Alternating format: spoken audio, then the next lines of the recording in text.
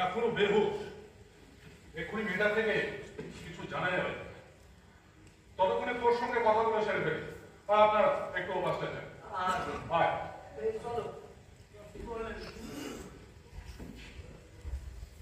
মেয়েটি কোথায় পড়েছিল? ওই স্যার সন্ধিতলার পেছনে ধানতে।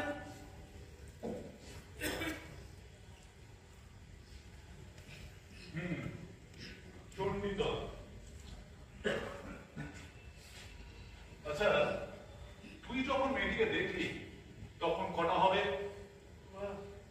ঘড়ি তো পড়ি না, তবে সবে ভোরের আলো ফুটিছে। হঠাৎ ভোরের রাতে পেশাব পেল আর উঠে গিয়ে দেখি এই কাণ্ড। ডাক্তার বলছে আসল ঘটনাটি ঘটেছে ঘন্টা পাঁচেক আগে। অজ্ঞান হয়ে যাওয়ার পরেও ওরা ওর উপর অত্যাচার করে। মানুষ না পিশাচ? ধরা পড়লে খুব কঠিন সাজা হবে তো গোবিন্দ কাকা? ফাঁসি তো আর হবে না। কেন?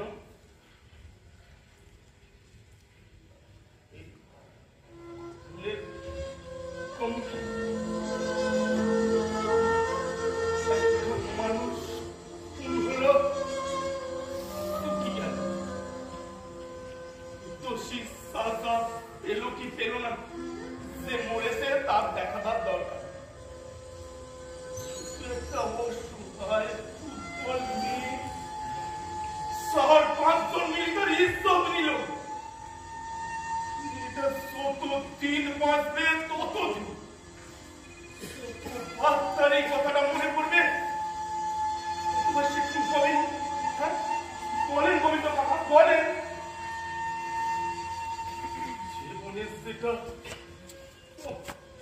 বড় দুঃখ, সেটাই তার সবচেয়ে বড় অসুখ। দোষী তারা কেউ দায়িত্ব নিবেনি। গোটা গাঁয়ের লোকে বলবে এতো মেয়ে, কেউ কি একটা দায়িত্ব নিবে? না গোবিন্দ কাকা, ওরে বাচ্চাটি করতেই হবে।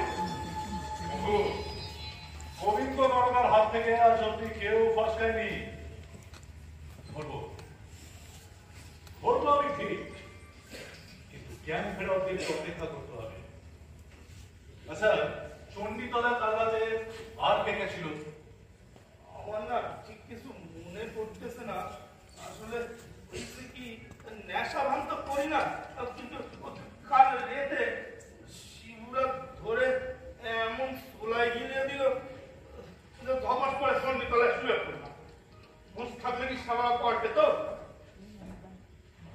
পেশেন্টের জ্ঞান এখনো ফেরেনি, চোখের রিফ্লেকশনটাও কাজ করছে না। আর ডাক্তারবাবু ভয়ের কিছু নাই তো? আপনার সঙ্গে একটা কথা বলুন, একটু গাইড বলুন। মেয়েটি নিজে কেউ আসে? সেটাই তো অবাক লাগছে। এই বয়সে একটা মেয়ে বেপাত্তা, কেউ তার জন্য সে থানায় খোঁজ করে।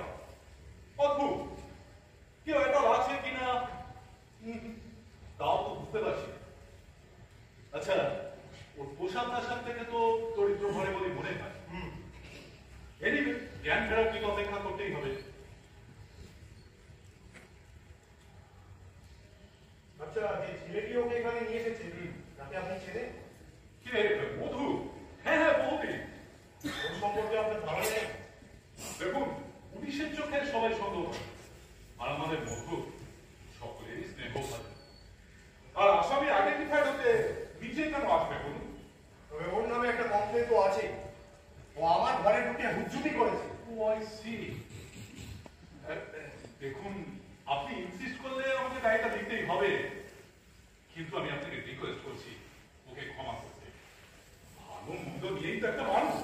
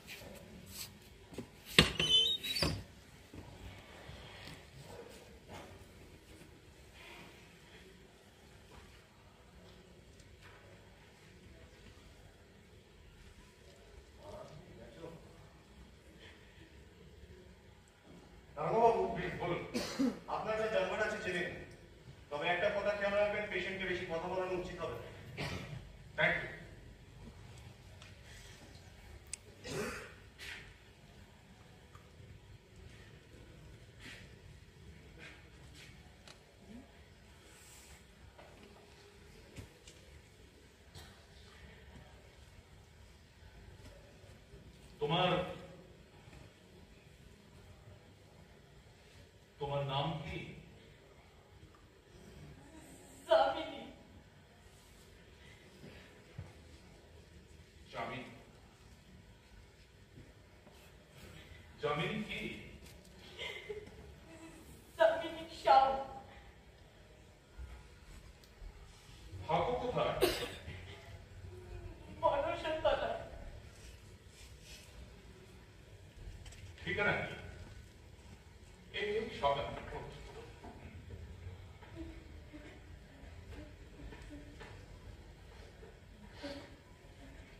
বল।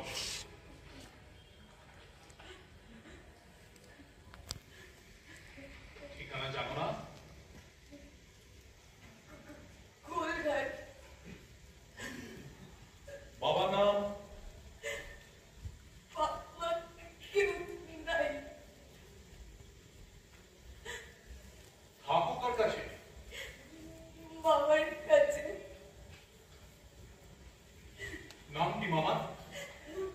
মাধু, কুন্ডু। দয়া করে মামা মামির কিছু কইবেন না। ওরা জানতে পারলে আমায় মেরে ফেলে দেবে। ওরা আমায় নিষেধ করছিল।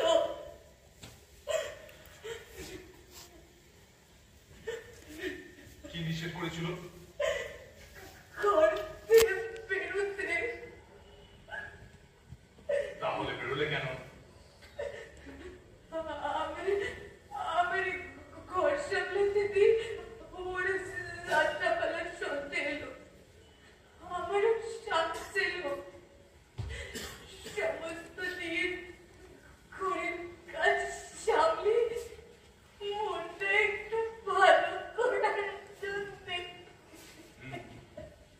তা ঘর তো সব তুমিই সামলাও। একটা যাবত তো অনাথ ভাগ্নিকে আশ্রয় দান করে তার মতন একটু বদলে। যাত্রাপালা ভাঙার পর তো সব লোক একসঙ্গে ফিরছিল, এরকমটা হলো কি করে? পালা শেষ হওয়ার আগে আমি উঠে পড়ছিলাম। মামা মামি ঘরে ফেরার আগে যেন ফিরতে পারি এলে চণ্ডীতলার পেছনের রাস্তাটা ঠেলে তাড়াতাড়ি হয়। অন্ধকারে ঠিক ঠাউর হতে ছিল না পথটা। এমন সময় কে যেন মা মা করে কাঁদতেছিল। মনে হলো একটা লোক সামনে গিয়ে দাঁড়াতেই আমার পেছন থেকে ঝাঁপতে ধরলে। আমার সারা শরীর অবশ হয়ে গেল। তারপর আর কিচ্ছু মনে নাই। এই মধু, তুই যখন চণ্ডীতলায় শুতে গিয়েছিলি, কালীচরণকে দেখেছিলি আশেপাশে? কে কালীচরণ বাবা? আমার না ঠিক কিছু মনে পড়তেছে না। খোঁজ নিয়ে দেখলে হয় না একবার? বিনা প্রমাণে ওকে খাটানোটা ঠিক হবে না। লোকটা ধর্মগুরু, গ্রামের লোকদের আবার খেপেই তুলতে পারে।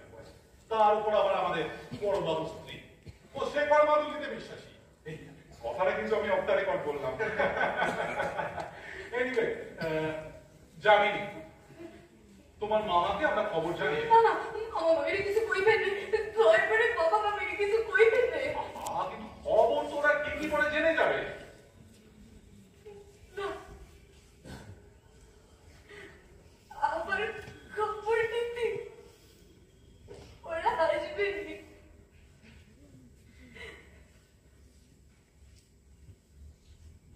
ঠিক আছে,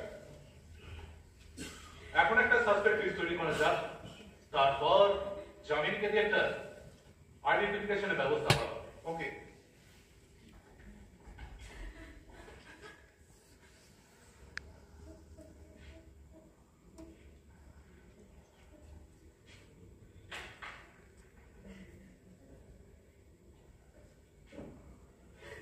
জামিনী, তুমি কোনো চিন্তা করো না। কেমন? আমরা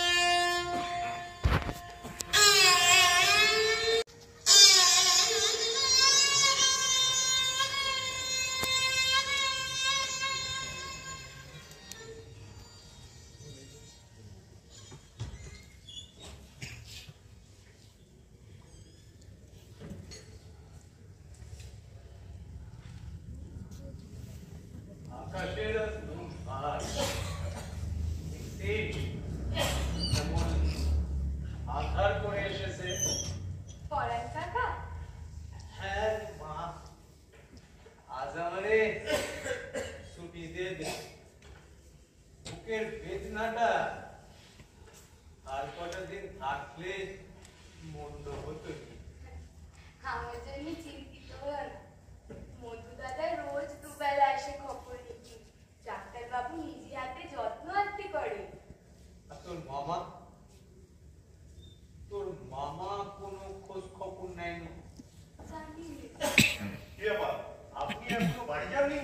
আপনাকে তো ছুটি দিয়ে দিলাম। হ্যাঁ, তা দেখছেন ডাক্তারবাবু, তবে ওই বুকের বেদনাটা ভালো কমেনি এখনো। আর কতদিন থেকে গেলে হতো না? বাড়িতে আর কে কে আছে? বাড়িতে ওই জমি আছে, ফসল আছে, একটা গাই আছে, আর একটা কামিন আছে। খেতে খাটি। নিজের প্রতি কেউ নাই, সব খেয়েছি একে একে। খারাপ লাগলে মাঝে মধ্যে চলে আসবেন এখানে। আকাশের অবস্থা ভালো নয়, যে কোনো সময় বৃষ্টি আসতে পারে। বৃষ্টি এসে গেলে কিন্তু যেতে পারবেন না, চলে যান না। আগে ডাক্তার জামিনে জামিনে আমি যাই, বুঝলি? পরে তোর মামা এলো কিনা একবার খবর নিয়ে যাবো। কেমন? আচ্ছা ভালো থাকিস রে মা, ভালো থাকিস, খুব ভালো থাকিস।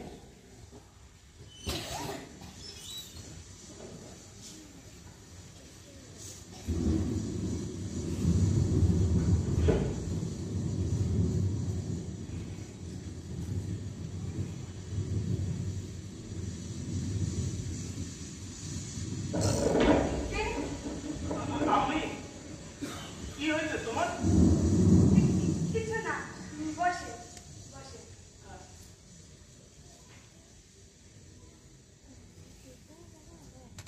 আজ আসতে একটু বিলম্ব হল।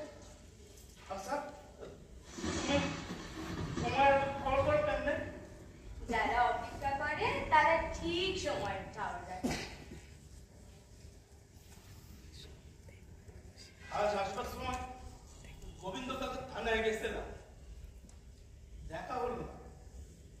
কি যেন একটা খবর রটিস। কি খবর? কাজিন তোমার কি?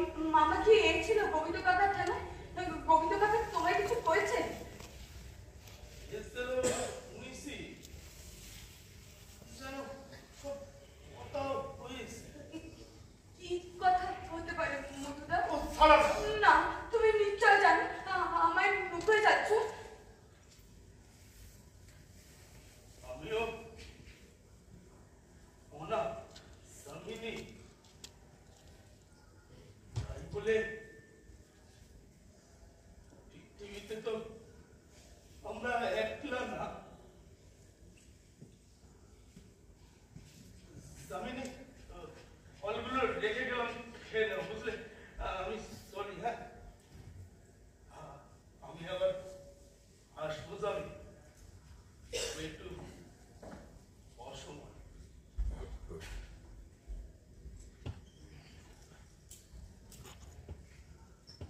চলে গেল? হ্যাঁ ডাক্তারবাবু। আচ্ছা, আপনি কিছু শুনছেন? কি ব্যাপারে বলো? মামা কি এসেছিল গোবিন্দ কাকার থানায়? গোবিন্দ কাকা আপনাকে কিছু বলছে? ও হ্যাঁ হ্যাঁ, আসলে তোমার মনটা ভালো করার জন্য ওরা তোমাকে একটা আশ্রয় পাঠানোর ব্যবস্থা করেছে কলকাতায়। সেখানে কি অনাথ থাকে? না কি ব্যাপার আপনি? কাকাবাবু, মধু আসছিল। মধু হ্যাঁ, ওই তো গেল। কোথেকে গেল? আবার আসবে বলছে। আমার হিসেব কেমন গোলমাল হয়ে যাচ্ছে। মধু আর আসবে কিনা ঠিক বুঝতে পারছি না।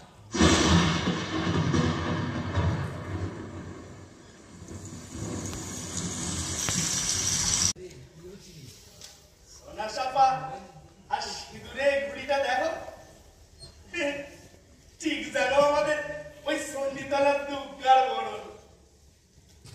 পেট কাটি কিনেছি 2 ডজন আর মুখরা 3 ডজন। আমাদের গায়ে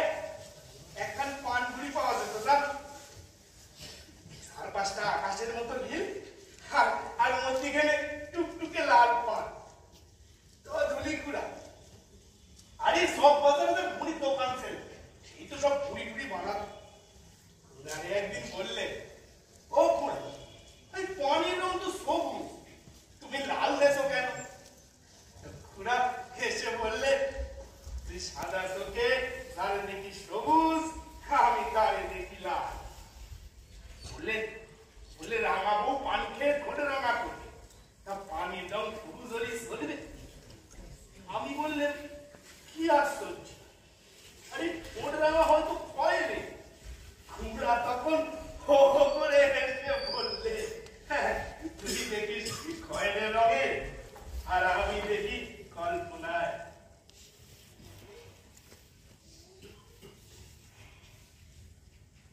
লিখুরাও অন্ধ ছিল জানতো, কিন্তু কি সুন্দর তার হাতি কাজ, কি তার রং, শ্যাওলা রঙের সঙ্গে হলুদ বটের পাতা,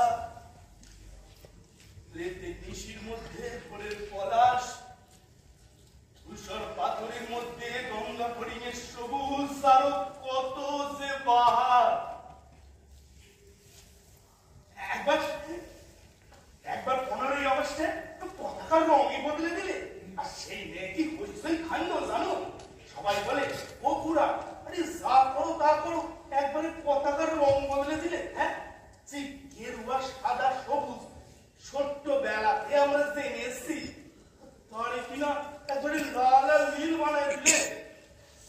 খুড়া বললে, আমাদের দেশে মানুষের দুরম রক্ত, একটা লাল আর একটা নীল। হ্যাঁ, এখন তো কথাটার মানে বুঝি নাই, কিন্তু এখন মাঝে মধ্যে মিটারদের ভর্তি মেশিন তো ফ্যাক্টরিতে, এখন একটু আধটু ঠাউর করতে পারি। যদি আমি ফ্যাক্টরিতে নতুন ঢুকিস, এরই মধ্যে আমার বেশ নাম ডাক হয়েছে। হ্যাঁ, সবাই বলে মধু একাই একটা ডিপার্টমেন্ট।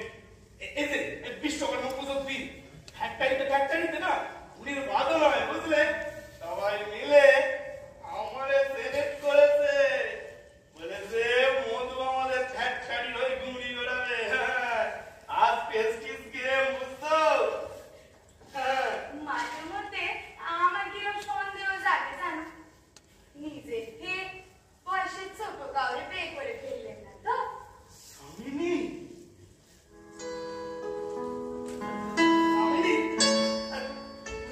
আজ শহরে গেছিলাম, তোমার জন্য কত কিছু এনেছি। দেখো, শাড়ি চুড়ি আরো। তুমি কি গো? আসো, বসো, তোমাকে আজ আমি নিজের হাতে পড়াই দেবো। বসো। চন্দ্রভাগে সাজবে তুমি মনের ময়ূরী, বিনা সুতাহে কাঁথা মালা সাজবে সুন্দরী, রঙিন ফুলে জমির পিতায় সাজাহি তোমার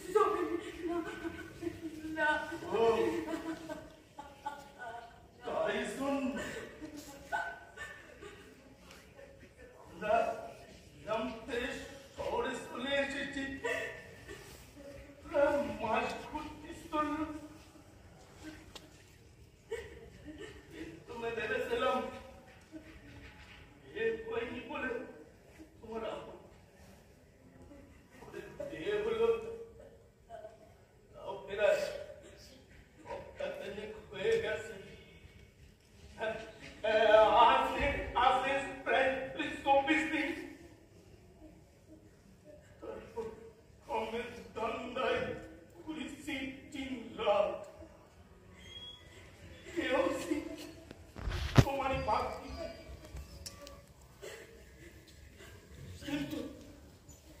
কিন্তু ওই একটা জিনিস আমি যতবার তোমার সেই তুমি ফিরায় দিত, কখনো বলেছ ব্রত আছে, কখনো বলেছ অসবুজ,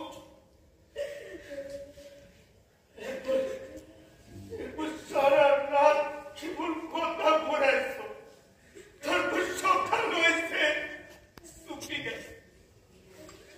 সেদিন তো আসল কারণটা বুঝি নাই, আজ বুঝলাম।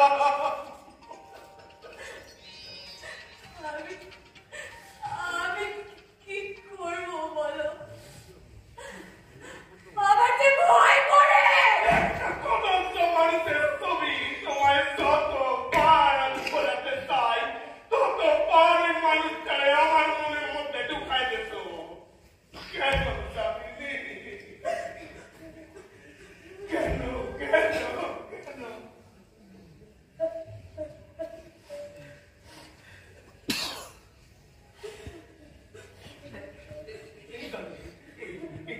মনে করো ওই মানুষটা কোনোদিন কোথাও ছিলই না। হ্যাঁ, একটু কল্পনা কিংবা ভালো মানুষের মধ্যে সামান্য পরিমাণ জন্তু।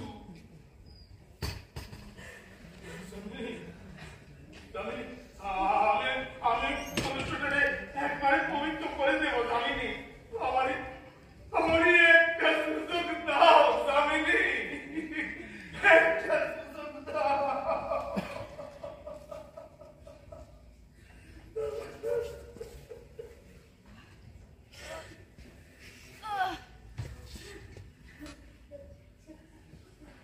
জামিনি,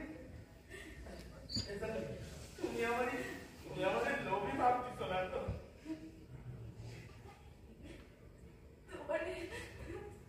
তোমারে লোভী ভাববো আমি, যে তুমি আমাদের ঘর দিচ্ছ, মান দিচ্ছ, ভালো বেসেছ, দেশটি ফিরে পেলেও যে এত সুখ আমি পেতে পেরো, কিন্তু এই একটা জিনিস আমি যে কেন তোমারে দিতে পারিনি, যা তোমার পেরাবো। আমার বিরক্ত নয়, আমাদের জিনিস শুধু তুমি নিজে সত্যি হলে তবে না আমাদের দিতে পারে। মাত্র বিয়ে করেছি বলে অন্তত চাইতে পারি, নাহলে সেটাও তো বলাৎকার।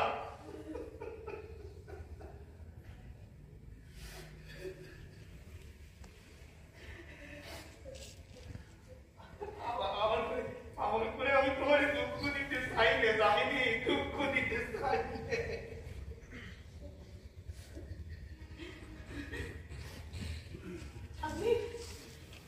আমি খুব সুখে আছি গো। আমি জামিনি, আমি যাই বুঝলে, আমি যাই।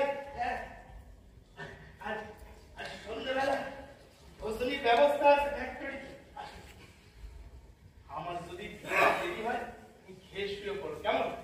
আর সেই চিনিটা লাগাই দেব।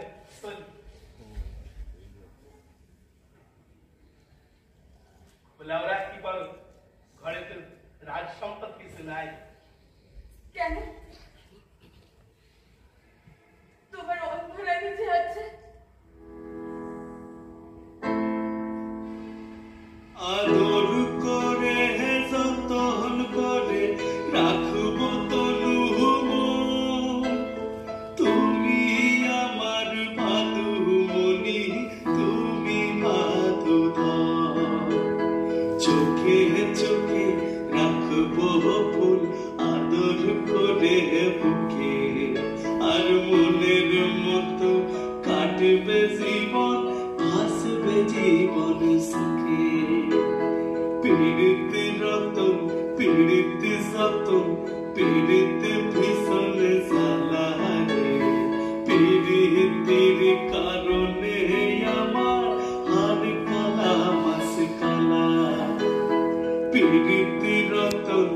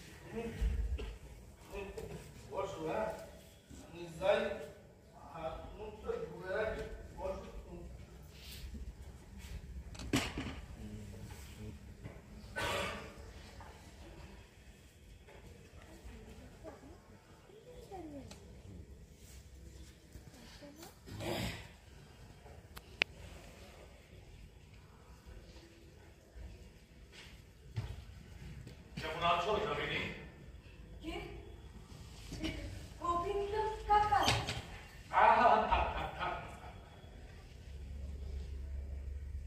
ভালো থেকো মা। তা মধু কোথায়?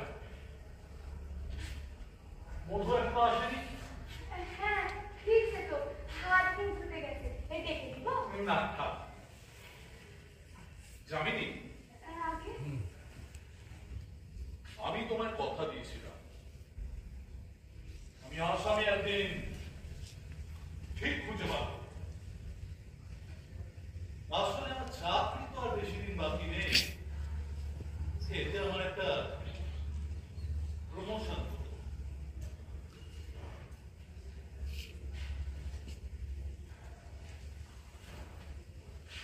তুমি সুখে আছো তো? খুব। বেশ,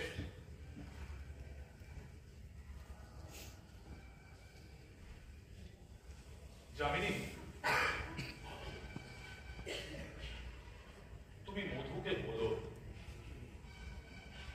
আমি আসামি ঠিকই খুঁজে পেয়েছি, আর আমি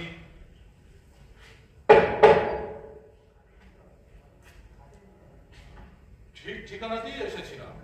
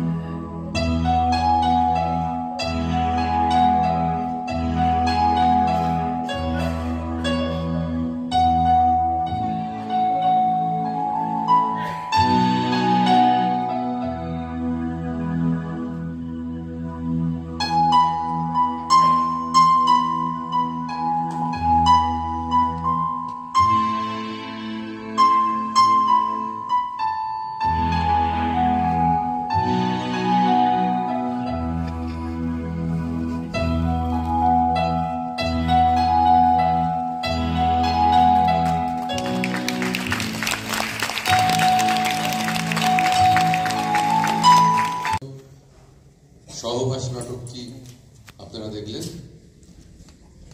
আমরা শ্যামবাজার নাট্যকাব্যের পরিচালক শুভম চ্যাটার্জিকে একটু সামনে আসতে অনুরোধ করছি। কৃষ্ণনগর সিঞ্চনের পরিচালক সুশান্ত হালদার,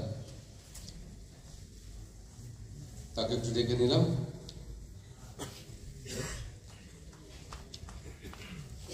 নাট্য একাডেমির তরফ থেকে পুষ্পস্তবক দিয়ে সম্মাননা জ্ঞাপন।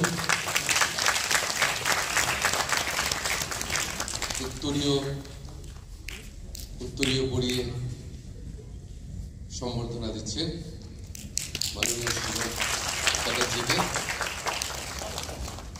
এবং নাট্য একাডেমির স্মারক তুলে দিচ্ছেন তার হাতে কৃষ্ণনগর সিঞ্চনের পরিচালক সুশান্ত কুমার হালদার।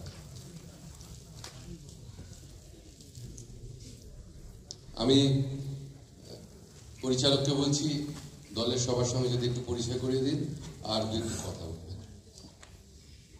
নমস্কার, আমি শুভম চ্যাটার্জি। তো আমি প্রথমে বলবো যে একটু তোমাদের নামগুলো বলে দাও। অমিতাভ ব্যানার্জি, সুমিত রায়,